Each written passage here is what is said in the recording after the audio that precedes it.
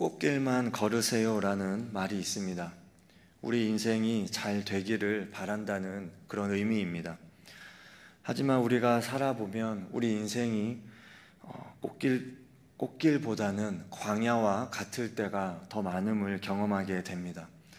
광야의 특징은 무엇입니까? 광야는 힘들다는 것입니다.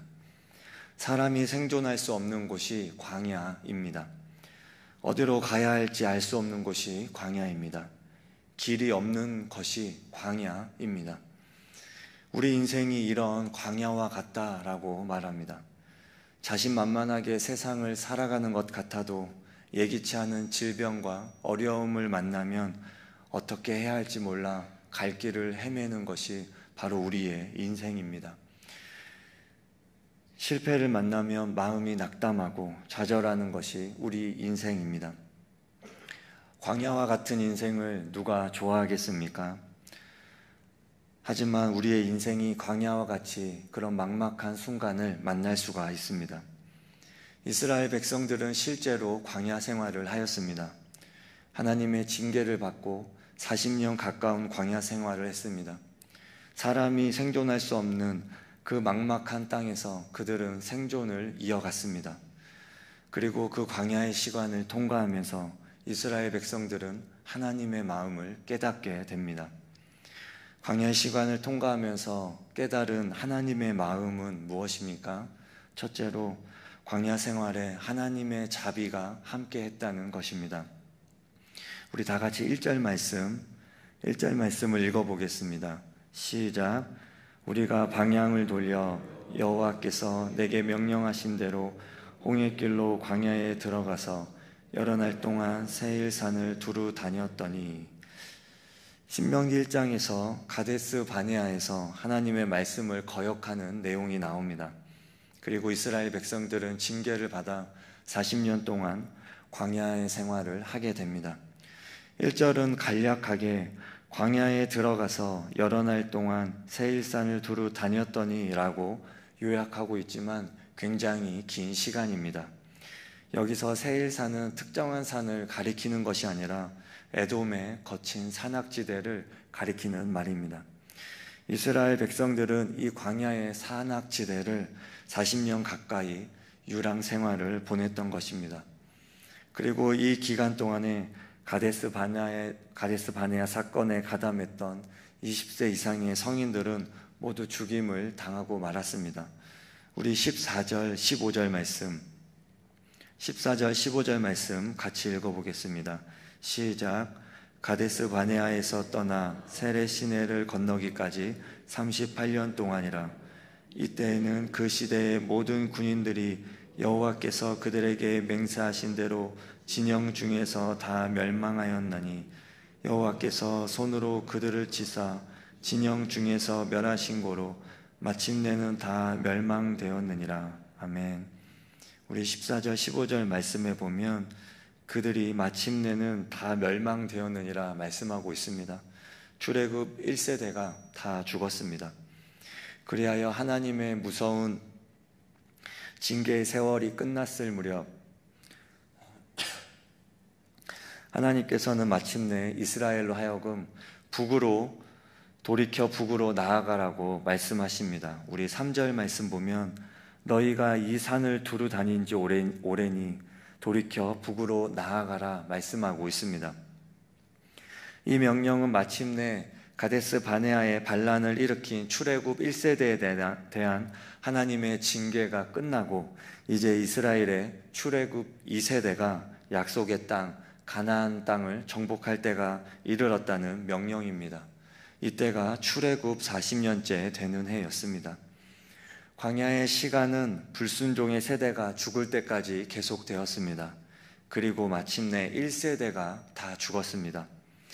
그러나 하나님은 1세대를 단번에 다 죽이지 않았습니다. 1세대는 거의 40년의 세월에 걸쳐서 서서히 죽었습니다. 이것은 하나님의 무서운 징계이면서 또한 자연사입니다. 왜냐하면 그들이 그들의 어린 자녀를 키워야 했기 때문입니다. 1세대가 단번에 전부 다 죽었다면 이스라엘의 2세대는 고아의 세대가 되었을 것입니다. 주님은 어린 유아와 젖먹이들을 긍휼히 여기셨습니다. 하나님의 자비, 불순종한 백성을 향한 하나님의 자비가 드러납니다. 광야는 하나님의 징계였기 때문에 하나님은 그냥 버려두실 수도 있었습니다. 하지만 하나님의 자비는 광야 생활 가운데 계속되었습니다. 불기둥과 구름기둥이 늘 함께 있었고 만나와 메추라기도 함께 있었습니다. 그 어떤 때보다 하나님의 기적과 다스림을 경험하는 시간이었습니다. 이스라엘 백성들은 힘들고 정처 없는 고통의 시간이라고 생각했을 수 있습니다. 하지만 광야의 시간은 하나님을 가장 가까이서 느끼고 경험하는 시간이었고 하나님의 자비를 경험하는 시간이었습니다. 광야의 시간이 하나님의 징계이지만 우리를 홀로 버려두신 시간이 아니었습니다. 하나님은 동행하셨고 광야의 시간을 함께 보내셨습니다. 그리고 그때를 신혼의 때라고 표현하십니다. 예레미야 2장 2절 말씀 보면 가서 예루살렘 귀에 외칠지니라 여호와께서 이와 같이 말씀하시기를 내가 너를 위하여 내 청년의 때의 인애와 내 신혼 때의 사랑을 기억하노니 곧 씨 뿌리지 못하는 땅 그 광야에서 나를 따랐음이니라 이렇게 말씀하고 있습니다. 하나님이 이 광야의 시간을 나중에 신혼의 때라고 표현하십니다. 내 신혼의 때의 사랑을 기억하노니 이렇게 말씀합니다. 그 광야에서 나를 따랐음이니라. 이 광야에서의 시간이 신혼의 때 행복한 시간이었다라고 말씀하십니다. 우리는 불순종하고 우리는 불평하고 우리는 거역하였지만 주님은 우리와 함께 이 광야의 시간을 지나는 것이 즐겁다라고 말씀하십니다. 광야의 시간이 힘들고 어려운 것 맞습니다. 힘들고 어렵지 않다면 그것은 광야의 시간이 아닙니다. 방황하는 것 같고 진도가 없는 것 같은 시간입니다. 내 힘으로 극복하기 어려운 그 시간이 바로 광야의 시간이 맞습니다. 하지만 그저 어려움만 있는 시간이 아닙니다. 하나님을 가장 찾기 좋은 시간이며 그 어느 때보다 하나님을 깊이 경험할 수 있는 시간입니다. 우리를 홀로 두지 않으시는 하나님의 은혜와 자비를 경험할 수 있는 시간입니다. 그러므로 광야의 시간을 통해 하나님의 자비를 깊이 경험하는 저와 여러분 되시기 바랍니다. 둘째로 광야의 시간을 통과하면서 깨달은 하나님의 마음은 무엇입니까? 광야를 지날 때는 순종해야 한다는 것입니다. 하나님께서는 북상하는 이스라엘 백성들에게 싸우지 말아야 할 민족과 싸워서 진멸해야 할 민족을 말씀하여 주십니다. 싸워서는 안 될 족속이 오늘 본문에 나오고 있습니다. 하나님께서는 북상 중에 이스라엘 백성들이 싸우지 말고 평화를 모색해야 하는 민족으로 에돔 족속과 모압 족속 그리고 암몬 족속을 지시해 주었습니다. 하나님께서는 에돔 지역을 통과할 때 조심하며 그들의 것을 취하지 말라고 말씀하십니다. 왜냐하면 에돔 지역은 야곱의 형인 에서와 그의 후손에게 준 땅이기 때문입니다. 하나님은 모압 땅을 통과할 때에도 그 땅을 차지하지 말라고 하십니다. 왜냐하면 모압 땅은 하나님께서 아브라함의 조카 롯의 후손들에게 주신 땅이기 때문입니다. 이스라엘과는 혈육의 피를 나눈 형제국들이었습니다. 또한 에서와 그의 후손들이 차지한 에돔 지역은 비어있던 땅이 아닙니다. 12절 말씀에 보면 에돔 지역은 호릿 사람이 거주하였는데 에서의 자손이 그들을 멸하고 그 땅을 차지하였습니다. 롯의 후손들이 차지한 모압 땅도 비어있던 땅이 아니었습니다. 10절과 11절 말씀 보면 모압 땅에는 에밈 사람이 거주하였는데 아낙 족속같이 강하고 많고 키가 크다고 말합니다. 이스라엘 백성들은 아낙 족속을 보고 무서워 도망쳤는데 롯의 후손들은 그들과 싸워서 그 땅을 차지하였습니다. 이들은 정당하게 싸워 차지하였습니다. 하나님께서는 언약의 족장들인 아브라함과 야곱을 생각하셨고 이들과 관련된 롯과 에서에게도 분깃을 허락해 주었습니다. 하나님이 이들에게 주신 땅이었습니다. 이스라엘이 북으로 올라가면 가나안 땅으로 향하게 됩니다. 광야 생활이 마무리되는 것입니다. 광야의 여정은 마무리되어도 지켜야 할 것이 있습니다. 그것은 순종입니다. 하나님은 이스라엘에게 싸우지 말아야 할 민족을 정해주시면서 경계를 지어주셨습니다. 전투가 목적이 아니라 순종이 목적입니다. 4절 하반절에 보면 그들이 너희를 두려워하리니 너희는 스스로 깊이 삼가고 이렇게 말씀합니다. 그들이 너희를 두려워한다라고 말씀합니다.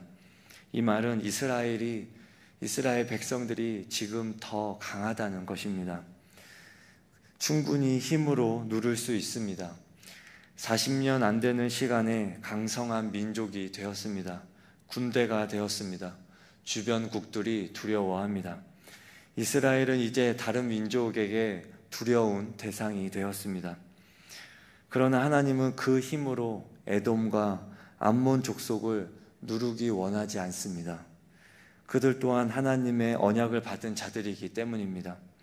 앞으로 하게 될 전투는 힘을 통해 정복하는 전쟁이 아니라 순종을 통해서만 들어갈 수 있는 그런 전쟁입니다. 하나님의 일을 이루기 위해서는 순종이 있어야 합니다. 이스라엘이 40년 동안 광야를 돌면서 한 훈련은 전쟁 훈련이 아니었습니다. 하나님을 따라가는 훈련을 했습니다. 장막을 옮기면서 구름 기둥과 불 기둥을 따라다녔습니다. 광야에서 한 훈련은 창과 검의 훈련이나 체력 단련의 훈련이 아니었습니다. 하나님을 따라가는 훈련이었습니다. 하나님보다 먼저 가지 못했습니다. 그러면 살아남을 수가 없는 것이 바로 이 광야입니다. 이스라엘은 힘이 있어서 싸우는 것이 아닙니다. 힘이 없어도 하나님의 뜻을 쫓아 전쟁하였고 힘이 있어도 하나님의 뜻을 쫓아 싸우지 않는 훈련을 하였습니다. 가나안은 힘으로 들어가는 땅이 아니라 은혜로 들어가는 땅입니다. 여기서 하나님이 가르치시는 게 경계선입니다. 경계를 그어주십니다. 바로 하나님의 주권인 것입니다. 선악과는 처음 세상에 세워진 경계선이었습니다. 주권의 표시였습니다. 불칼을 든 천사가 지키지 않았습니다. 가시덤불이 둘러서 울타리 쳐져 있지도 않았습니다. 그냥 다른 나무들처럼 똑같이 서 있었습니다.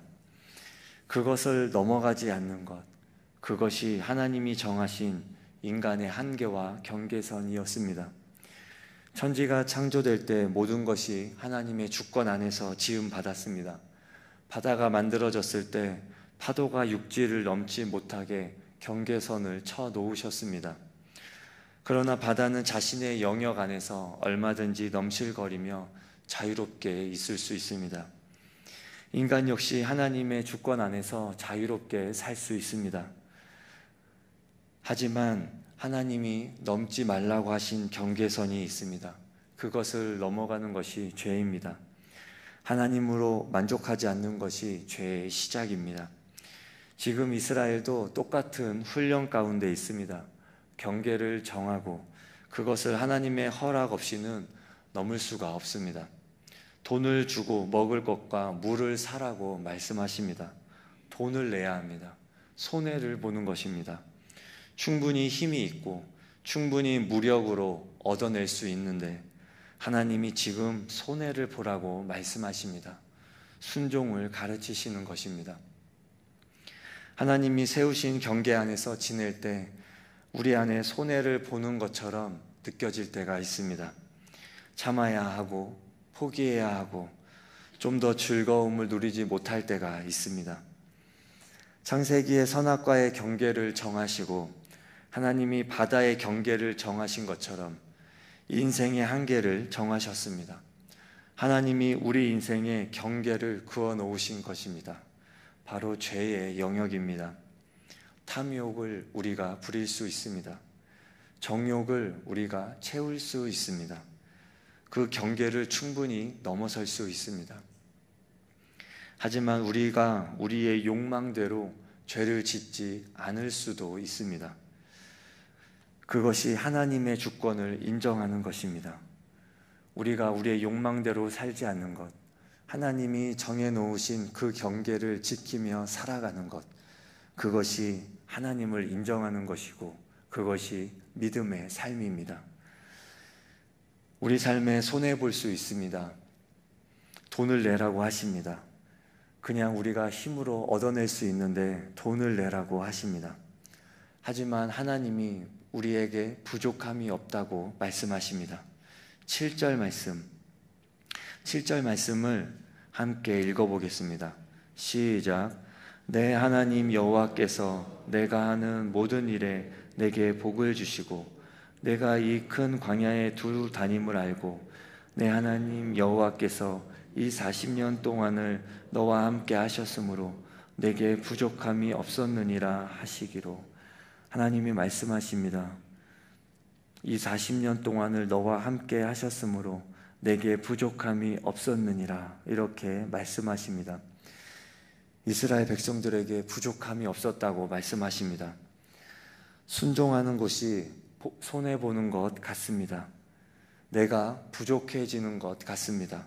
하지만 하나님이 부족함이 없도록 우리의 삶을 채우시고 인도하신다고 말씀하십니다. 이것을 믿어야 합니다. 하나님의 주권을 믿고 하나님의 풍성하심을 믿어야 합니다. 그래야 우리가 믿음의 삶을 지속해 나갈 수 있습니다. 순종은 손해를 보는 것이 아니라 부족함이 없게 하시는 하나님의 풍성함을 경험하는 것입니다. 순종을 통해 하나님의 풍성함을 경험하는 저와 여러분 되시기 바랍니다. 인생은 광야와 같다고 합니다. 물이 없고 메마르고 정처 없습니다. 하지만 그런 인생길에 하나님이 동행하십니다. 하나님은 우리와 인생길을 거니시기 기뻐하십니다. 그리고 하나님이 함께 하실 때 광야에 꽃이 피고 샘이 생겨나게 됩니다. 우리의 삶에 부족함이 없게 하시는 것입니다. 우리의 삶을 늘 풍성하게 하시는 그 하나님을 깊이 경험하며 오늘 하루도 그 하나님과 동행하며 살아가는 저와 여러분 되시기 바랍니다. 우리 함께 주기도문 하겠습니다. 하늘에 계신 우리 아버지, 아버지의 이름을 거룩하게 하시며 아버지의 나라가 오게 하시며 아버지의 뜻이 하늘에서와 같이 땅에서도 이루어지게 하소서. 오늘 우리에게 일용할 양식을 주시고 우리가 우리에게 잘못한 사람을 용서하여 준 것 같이 우리 죄를 용서하여 주시고 우리를 시험에 빠지지 않게 하시고 악에서 구하소서. 나라와 권능과 영광이 영원히 아버지의 것입니다. 아멘.